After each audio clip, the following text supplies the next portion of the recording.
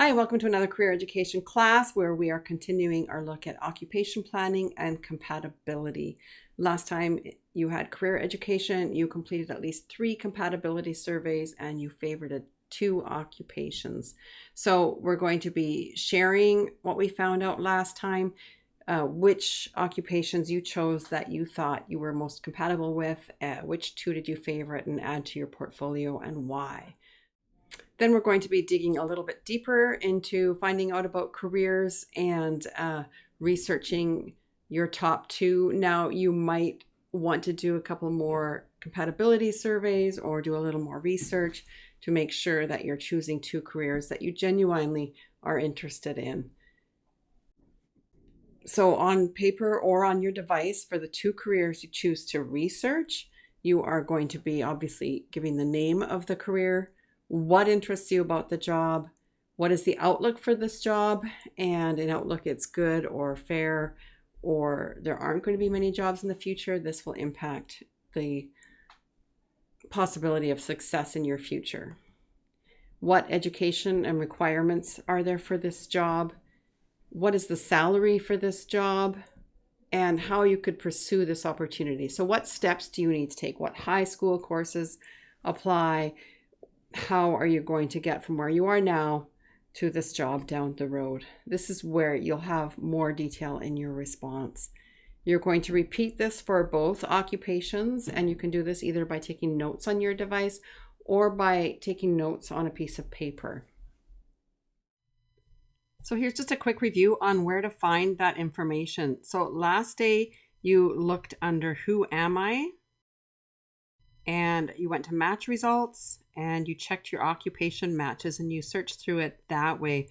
There is another way to find and filter occupations that you might like to explore before you commit to what careers you're going to research. And that is under the Work tab on the left. You can choose occupations. And there are many ways to filter the occupation. For example, perhaps you know that you want to go to an apprenticeship program. You could click on that and look at specifically apprenticeship programs. Maybe you know that you would like to have a higher income or middle of the road income instead of a lower income. So you are going to choose some of these estimated salary ranges.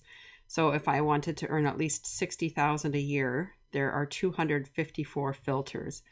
And if I wanted to choose an apprenticeship program within that, I've got 2 filters, as you can see up here.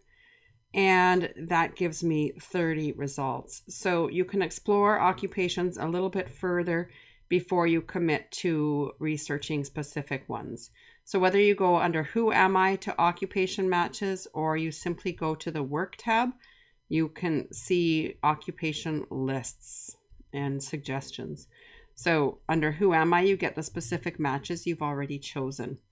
To get the information for your research, you will click on an occupation and you have a whole bunch of information available, an overview of what is done in the job, the level of training required, the outlook, where you might work. Often there are some really good videos related to it.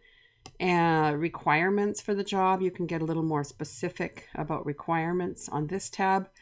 And if you want to do more compatibility surveys to see how they fit with you, you can click on the Do I Match button within the careers to see how the surveys you've already done line up with it and to get more 10 question surveys. So under the Work tab, if you choose occupations, you can get more filters with which to search occupations, and you can get compatibility surveys. If you would like to see the ones you're already matched with and research those, you would go to the Who Am I tab and your match results. There they are. Then you're going to put your research into myBlueprint. So if you have completed your notes on paper, then you will just take a picture of what you found out and what you wrote up for this. And inside your portfolio, you can add a box, make it a media box, and add your file calling it career research. If you have taken your notes electronically, then you will add a journal box, giving it the title Career Research, and then just pasting your response into the description section. Let's take a look at what that looks like.